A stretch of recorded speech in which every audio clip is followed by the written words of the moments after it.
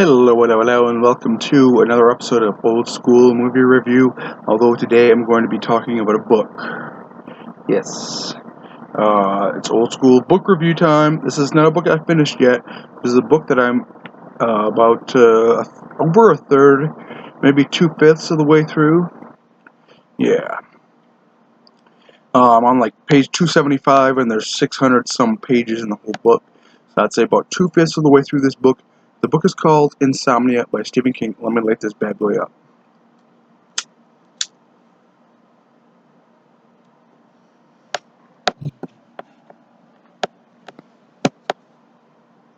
Now let me say, of all the authors I've ever read, Stephen King's my favorite. I don't know if that says about me because he's like the most popular living author to this day. It's 2019. It's August 13th. Let me check my phone to make sure that's true. Yes, August 13th, Tuesday. And Stephen King is the most popular author that is still alive. He's written so many books, so many great books. The one I'm reading right now, as I said, Insomnia. Let's just take a look. That's how far into it I am. 2/5, 3/7. Couldn't exactly say, but I just want to say that this is really good so far. I'm going to do a follow-up video to this video I'm doing now once I actually finish the book, and we'll talk about my ideas and things in that video. But right now, as far as my ideas about this story goes, what's up with Ed Deep now? What's up with Dorrance? What's up? What's up with Ruff Roberts? He can't sleep. He can sleep, but he keeps waking up earlier and earlier and earlier. This is a problem I myself have. Sometimes I wake up at like fucking 3 a.m. and I know I just can't get back to sleep. It'll be impossible, so I just get up, start my day at 3 a.m. And along with that, this guy's seeing like weird fucking hallucination visions and shit. He's like seeing auras around people, and certain colors mean different things. Like this evil guy was attacking him, and the guy had a black fucking aura with red sparks, and the blackness must have represented the fact that his soul was so corrupted, and the red sparks meant that he was angry. And this guy attempted to kill Ralph Roberts, the main character of the story. Well, he's also seeing like pure, beautiful white auras around like this mother and her child, and all these people have these little they have these things around their head, or coming out of their head like balloon strings, and their auras sometimes shoot up into the ceiling and beyond. According, at least the baby's did. Her aura, her balloon string was so. I sound like an asshole. If you have no idea what I'm talking about, maybe I'm not doing a good job of explaining this. But like, okay, Ralph Roberts, he has insomnia. His wife passed away a few months ago, and slowly, every couple chapters in the book, his wake up time in the morning gets earlier and earlier. First, it started out at like maybe 5 a.m. He'd wake up at 6 or 5 a.m. and he would just do whatever he had to do. He would sit in his wingback chair and he would just watch TV until the sun came up and people were actually doing things. Then he'd go out and take walks or go to certain stores. He's an older man. Ralph Roberts is elderly. I think they say he's 60 something or 70 something, I want to say. And he's got a lot of elderly friends, like what's the guy's name? Bill McGovern.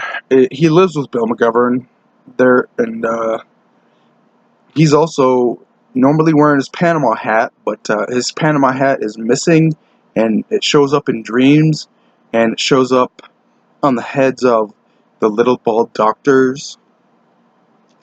Okay, if you've read this book, then you know where I'm at right now. He just saw his third little bald doctor, and it pointed at him and was like calling his ass out, saying, "The little bald doctors are watching your ass." And he thinks that the little bald doctors could be aliens or something because they're all bald and their eyes are like he can't. He describes them almost like the Gray Men, or yeah, I think they're called the Gray Men. Anyway, I still have no idea who the little bald doctors are, although they leave footprints. They leave white footprints, and his wife Carolyn, in a dream, warned him against the little white footprints. I love this book, and you know the thing that makes it so much even better is the fact that Ed Deep, now another main character that you meet early on, he is like, he is talking, he's talking all this shit. He doesn't even know what he's saying. I don't think he's saying like the Crimson King is trying to kill all these babies and harvest these babies for their essence. I don't know. I don't know what the fuck's going on in this book, but he's mentioned the Crimson King several times. And if you know anything about Stephen King, then you know that in the Dark Tower, the main adversary is the Crimson King. This guy, he's only fucking eyeballs and the eyeball veins going out the back of his head in the Dark Tower. I've read the entire Dark Tower. I can't even say that anymore. I haven't read The Wind Through the Keyhole, but I bought it. This is the first new book I've bought in over 4 years, but I bought this thing. It's like an old library book, and there's no way I can clean it up because the dust jacket is whatever. But I am like in total Stephen King mode right now. Like, I'm going to read Insomnia, and I think after Insomnia, I'm going to read Dreamcatcher, because that is a movie I come to time and time again, especially when I'm drinking, such as now.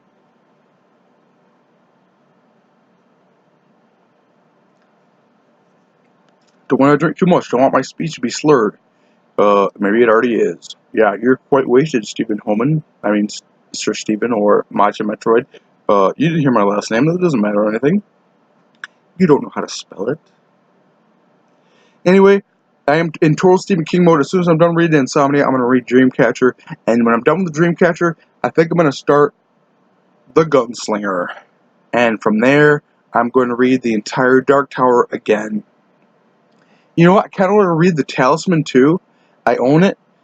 Just take a look at all the Stephen King books I own. There's some Game of Thrones books in there, like Watchmen, but this is almost all Stephen King books.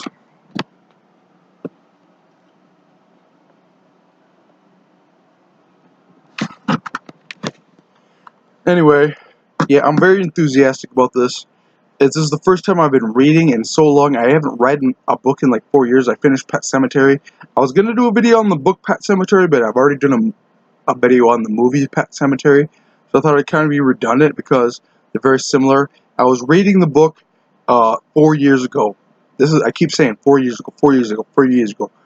4 years ago, I was reading Pet Sematary, and I got about 3/4 of the way through, and I just stopped reading because I couldn't concentrate anymore for whatever reason. It's not important.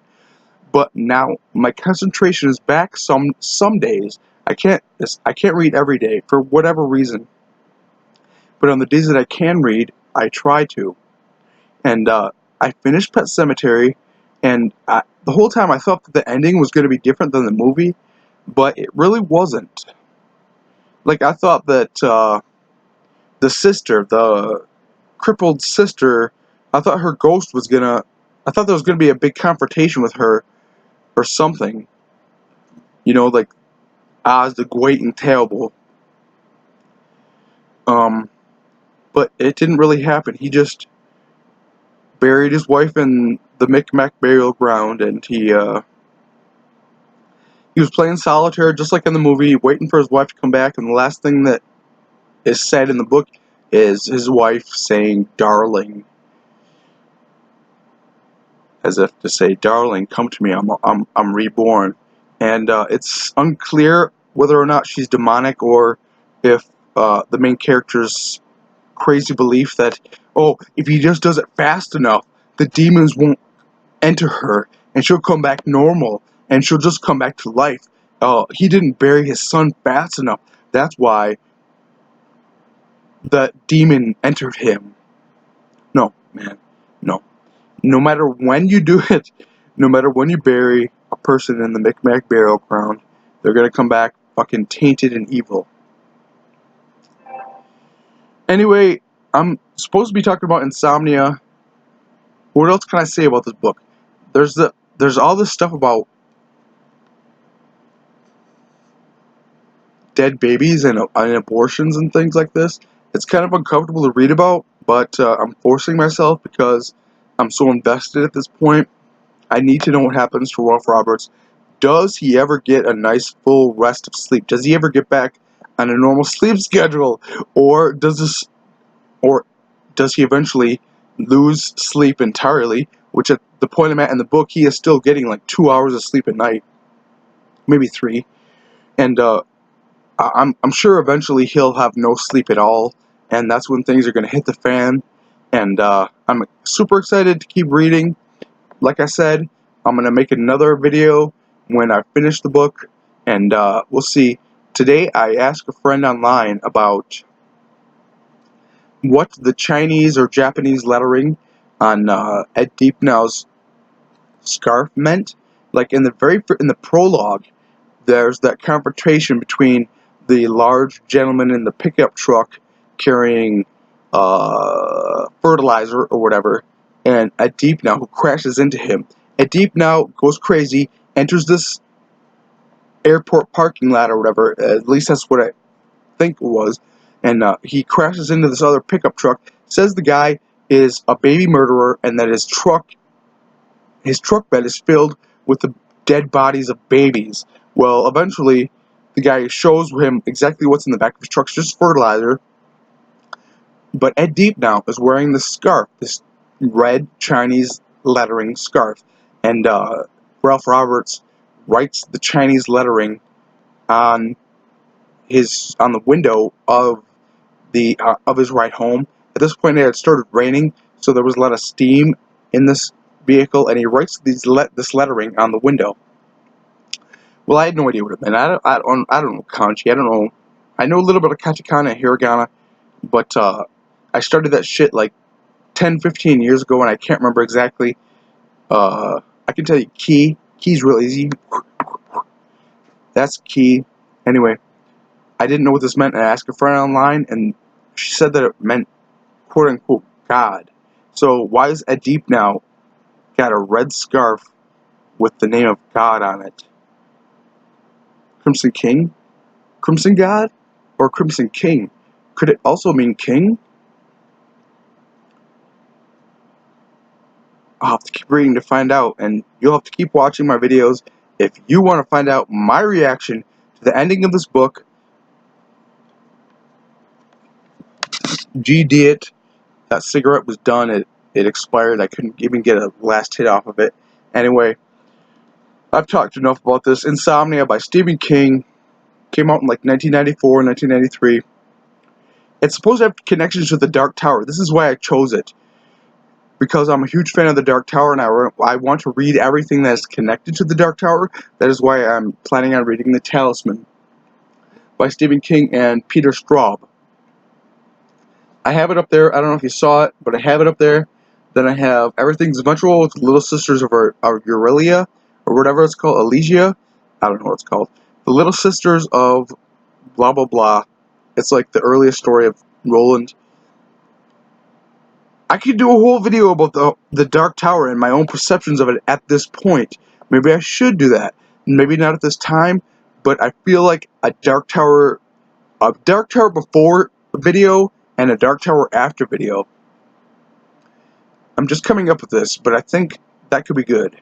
Like, I've read the Dark Tower. I was lucky enough to start reading the Dark Tower just as Song of Susanna was being published, and by the time I caught up all the way through Song of Susanna, the Dark Tower had come out. So I really had no break periods in reading the entire Dark Tower, which every other Stephen King fan really can't say, because like the first 3 came out, and then Wizard of Glass came out, and then there was a break, and then there was a long break, and then Stephen King got into an accident. He got hit by a van on the side of the road, on the side of some country road, and he wasn't sure if this like gave him a sense of his own mortality, and he decided that he needed to finish the Dark Tower before he died.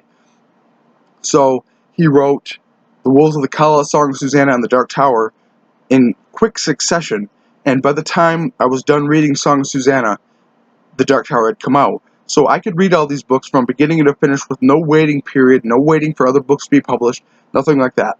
But one thing I haven't done is read The Wind Through the Keyholes, which is like the Dark Tower 4.5, comes between Wizard and Glass and Woes of the Kala. And this time when I read it, I'm going to read that. Although people have said that The Wind Through the Keyholes can be a standalone book, that's BS. You need to read the rest of the Dark Tower. Come on. They're saying that to sell more books. You need to read the rest of the Dark Tower. You need to read Insomnia. And if you haven't read it yet, go fucking read it. That's my favorite book of all time. Still is my favorite TV miniseries of all time. The new movies are pretty decent. Ben Hanscom loves New Kids on the Block. I'm gonna leave you with that. Peace out.